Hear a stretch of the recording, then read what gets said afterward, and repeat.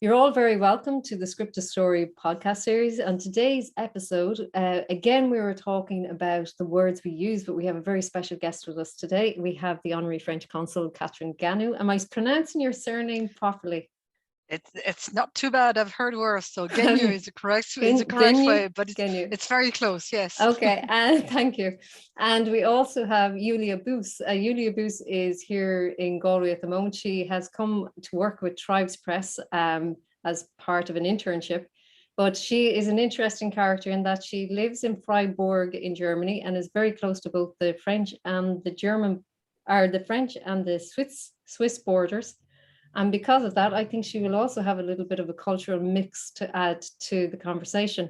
So we're talking about the words we use, and in particular, the words we use and how we can get lost in translation and the nuances between cultures and languages.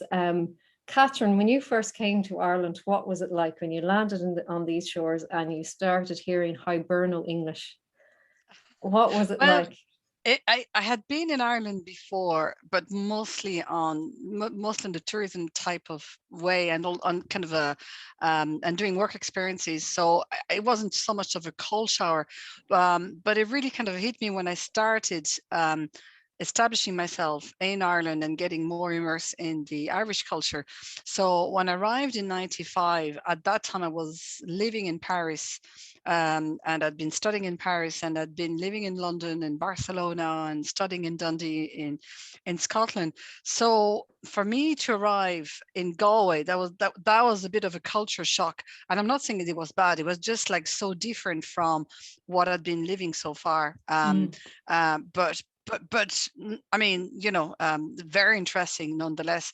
But in terms of the language, I mean, it wasn't just like moving to Ireland, it was moving to the west of Ireland, and the way people address you. And one thing that I found very particular, and that's still trying to get used to that today, is that I find Irish people very curious about who we are when they meet someone, right? Oh, and who we are. Particularly in the west of Ireland, it's yes. Yeah. And then you barely meet someone, or you get onto a taxi and you've just closed the door, put on your seatbelt, and all of a sudden you get bombarded with all of these kind of questions and who are you, where are you from, what are you doing here, and whatever. And it's not being nosy. At first you think it's quite nosy and say, why are you asking me all these personal questions? But I think there's a genuine interest of getting to know you. But that was my first big culture shock. And I have to say, 25 years later, when I meet someone new in Galway or in Ireland or wherever I am, and I still get all those questions, I know a handful of them. I know what to expect them, but I still find them a bit kind of destabilizing, I suppose. Yeah, it is one of those things. It's like when I went to Argentina and I was traveling around South America. It was a number of years after I finished college. I traveled around, single white female backpacker, and one of the two questions they ask you in Argentina, just straight up the minute you meet them, how old are you? And you don't ask a person that. And then the other question they ask you is, how much money do you make? And I was like, so two questions that in Ireland you kind of are asked. But is that a cultural thing in Argentina? I think it is, yeah. Yeah, okay. It's a cultural thing. And I think in Ireland you're asked, like, who are you? Where do you come from? Who are your family? Do I know your family? How are you related to them? And why are you living there? And why are you not living in Paris? And what made you come here? Yes, are you long here? Are you long here? It's the main question. Are you long here? I have an interesting piece that I thought I'd relay. When Rachel Blackmore, have you heard about Rachel Blackmore? She's a jockey, and she's an Irish jockey and champion jockey, and she's won more than any other female jockey in history. And so she won the Grand National last year in Aintree. And when she was up on the horse's back coming into the parade ring, an English reporter from one of the English newspapers asked her a question, and her responses at the time was, I can't believe I'm after winning the Grand National. So on the headlines of the newspaper, they had, I can't believe, and in brackets, I can't believe, and in brackets, I'm talking after winning the Grand National. because he couldn't understand what she meant. But in the Irish language, there's no word for have. Okay.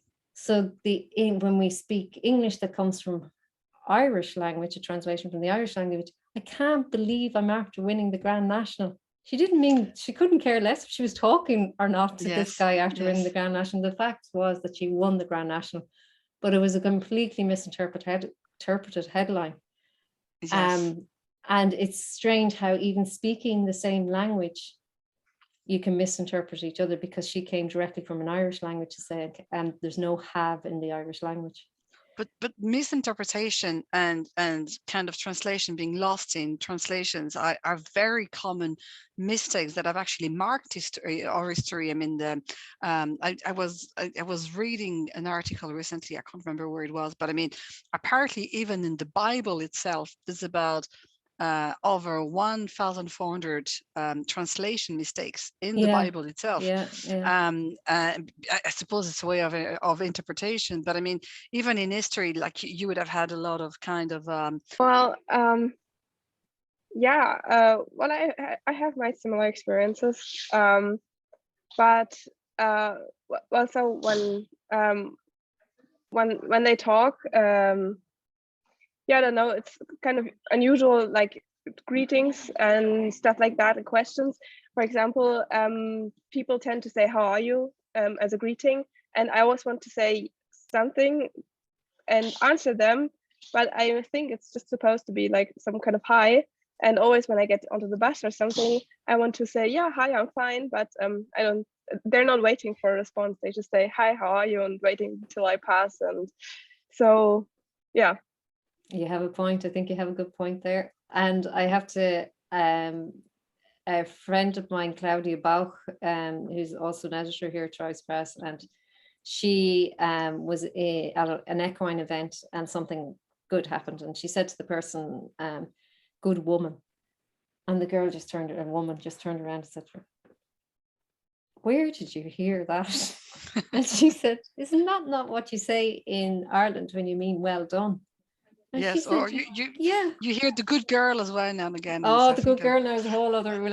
Yes, I think I've passed that age. Oh my God. But she said good woman, and the woman said, yeah, no, it is what we say for well done. But she said, I never heard a German woman say it. And then she said another time she was talking to people, she was having a cup of coffee in the office, and she was, they were saying, I wonder what the Irish people, what's the Irish again for Charlie? And Claudia turned around and she said, Cathal.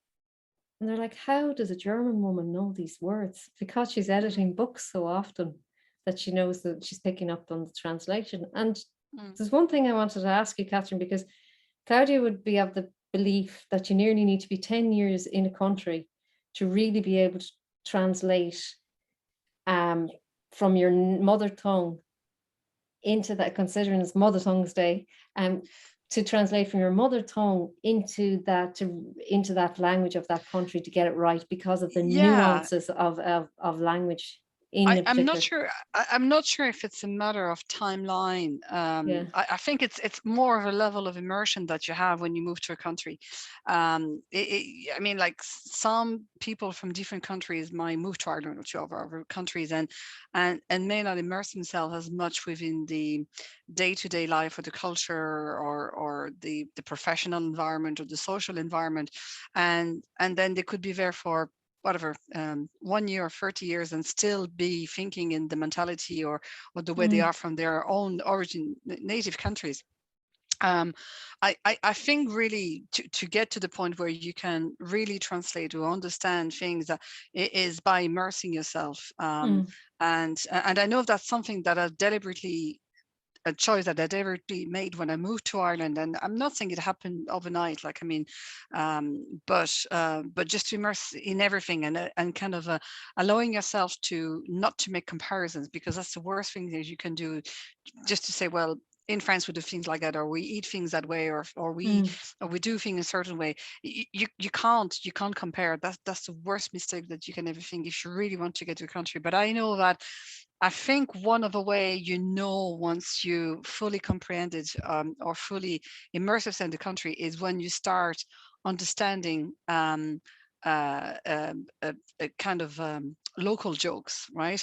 I Okay, remember yes. watching Yeah. Favated when it came out the first time. Okay, oh my goodness. Yeah. I can't remember what year it was, but I was watching that with my housemates at the time that were Irish, and they were all laughing, and I understood every word that was said, but I couldn't get it. I wasn't laughing as they were, and I think it's because I wasn't in that state of mind of the Irish Irish way of making jokes or different things and stuff like that. And it's only a few years later when I watch it again that things made sense to me. So I think humor or jokes are a good way to test or to check that you've understood something. You know what I mean? So at least for me, anyway. And that's really interesting because I remember we had a French person who worked with us before the pandemic, and Gabriel Lasson, and he was here for a while, but he was obsessed with cracking jokes because he felt that the only way you could truly figure out how a language worked was to play with words within a sentence. And he was obsessed with cracking jokes. But now that you've said it, I can understand now yes what you mean, what he was trying to achieve. Like his standard of English was better than anyone I knew. You know, he had a really good grasp of the language, but he really wanted to get those jokes, get on top of those jokes. So you're dead on there. Yeah, and it's all about like I mean you can learn English or whatever language at the very academic level to whatever you want and have the perfect grammar, the perfect vocabulary. If you don't spend some time in the country and even though in the county even, because I'm sure the way you talk about things or joke about things in Donegal is different from the way you do it in Kerry or Cork or whatever it is, right? So I think there's even a regional culture, so not more than just in our culture, but also regional culture, and the same would apply in every other country as well. And I suppose Julia, the same in Germany and in France and stuff like that. But yes, I think to me the assimilation of a language is through the assimilation of understanding others, the cultures and the tradition as well. I think it's very important, and I think it comes naturally if you really allow it to come to you, I guess. When I was in university, we did the psychology of language, and so there was a module on the psychology of language and how certain sounds you can no longer, like the rolling R, you can't, if you don't have it by the age of 7, you can never get it because the physiology has changed. So you'll never have it. So there's no point in even trying because you're physiologically, you haven't developed that muscle, and it won't develop at that stage from that time on. And we were also talking about the French language and saying that the French language could die because more people were now, it was an explosion of Spanish being spoken. There's only French being spoken in a smaller number of places. And that what's holding the French language is that the government really, and just for every English word there is a French equivalent being created.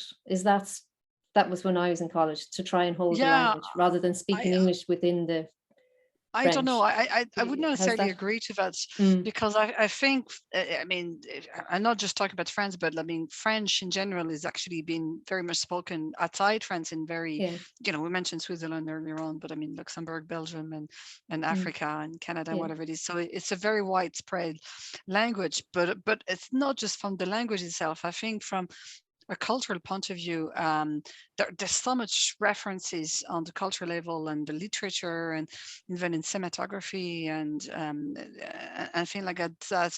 I don't think it's a dying language. On the contrary, I think it's actually no. I honestly didn't think evolves, it was myself. I thought that was a strange concept myself because there are plenty of places the French has been spoken in, and for me, I believe the French culture comes through so much, like the culinary arts.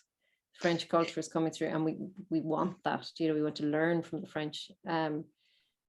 So I think it can never die as long as as long as it's crossing borders. As long as it's crossing, like I have words of French, even though I don't speak French, because my French cheese or my French wine or the food we eat. The cookery classes that we see, you know, or even expressions that are part of the common kind of a conversations as well. But I mean, Yeah, c'est la vie was one of them. yeah, c'est la vie, or et voilà, or Yeah. or comme ci comme ça. I mean, like they'll always be. But like any languages, it will evolve with times. I mean, the way we speak English now in Ireland is not the same as people were speaking in 1920s or 1930s, whatever, and it will change again in the next generations. And I think it Yeah. applies in every other country as well. Julia, what do you think? What do you think of the German language? How will that language survive? Is that a dying language? Is everybody learning English now and they don't want to speak German anymore, and everybody's being educated in English for the English speaking world? Is that what's happening? I hear the Germans emigrate in the droves. Well, I would say that we do include a lot of English in German, so there are a lot more English words in German. We use them, and they become daily words that we just that is in our vocabulary. And I know that there were also efforts in Germany where people said we shouldn't use the English words, we should use the German equivalent. But yeah, it's not really common to use the German word because English is it's everywhere, and we kind of integrate it in our language. But nonetheless, I don't really have the feeling that we are losing German. We just kind of adopting a little bit of English into it, but it's still German. And then we also have a lot of dialects in Germany, so it's like a very varied picture. And yeah, so well, in my opinion, we don't really lose the language when we include foreign words. It just evolves in a different direction. But I'm not afraid or anything that German will die out soon, or that it won't be German anymore or anything. No, I don't think that would happen. And foreign words being integrated in a native vocabulary, something again that has happened for generations and generations. Yeah, I mean, French is the Irish language. Yeah, French is full of words from different kind of countries, from Arab, from Russian, from German, from Spanish, from Italian, from English, of course, like picnic or weekend, whatever it is. Even bistro is not a French word, right? Bistro is a Russian word, you know what I mean? But so yeah, I mean, we have a lot of legacy, and I think it will continue to evolve from that as well. So I noticed even when my father speaks, like he would say, "Would you get me a sweet cake in the shop? Would you get me a sweet cake?" As if the cake would not be sweet. But the thing is, there was a big difference in the Irish language. Like a coca millish, directly translated to English, is a sweet cake. But if you were just, that's the direct translation, but it's a cake. You know what I mean? But he would say a sweet cake. Or if my parents were going to the cinema, they were going to the flicks, or that word is gone now, or I would have gone to see a film, but that word is being lost to movie. So the influence of the American English into the English language there in that sense. So I think every culture is influenced by another culture. But even the word tea, right? I mean, it's another funny story what happened to me when I moved to Ireland. I was invited by the parents of one of my housemates to come for tea on a Sunday, and to me that meant I would go there and have a cup of tea or something to drink, right? So I had something for lunch before I went there, and then when I got there, the table was set full of food and a dinner, and I realized later on that when you're invited for tea, you're invited to eat something. So that's something that I got lost totally in translation there. Yeah, and I think that's a common misconception. When anybody comes to Ireland, they really feel there's some point in the visit somewhere that when they're invited for tea, they realize that one. Yeah, it's a strange one. There's another thing that I think in terms of mother tongues, or in terms of our language, that we're becoming a more multicultural country. Thank goodness, because I love it. There's such richness in it. And so then we have like Flam Group in Galway. They are teaching classes in French to children after school. And then you have Polish Saturday school the Polish children, so that they don't lose their mother tongues. Their mother tongue. They have, isn't it St. Kevin's in Dublin, the German school, and then there's 2 French schools in Dublin, aren't there, Catherine? Well, we have the Lycée Français Samuel Beckett, and it's also a French and German school as well. So yeah, so we're really, really being spoiled here in this country, and I'm loving it, because we get to meet so many different people, Europeans, but also other cultures as well. And we're going with the new cultures coming in, like Syrians, we're going to learn another language. It's going to be fantastic. So, and in all of it, when people try to hold their mother tongues, who want their children speaking French or German as well as the language of the country they're in, we, as I suppose people who are born in Ireland, will get to taste the French and taste the German, and can have an opportunity of immersing ourselves in some way into another language that is so beautiful. Yes, but I think it's more just a language. I think it's a culture that comes with it, because a language is only interesting or appealing if you're interested in the culture element behind that, you know what I mean? So the same way, I mean, you know what I mean, like I know when I was learning Spanish or English, or you know what I mean, like we would be learning the grammar, the vocabulary, but we would also be learning some of the main writers and authors and some of the cultures around it, you know what I mean? So that we wouldn't know just about how to put a sentence together in that language, but also kind of understand the, you know, for Spanish, for example, the South American culture, or the Spanish cultures as well. And I discovered a lot of very, very good and very interesting books. And I have to say, Pedro Almodovar is one of my favorite film director as well. So, and that's probably all because of that, because you get immersed into that kind of thing. So, and I think a lot of people, for example, like French, as I mentioned earlier, because of the culture and the literature. I mean, you've got so many people traveling to Paris to go to the Louvre, or Musée d'Orsay,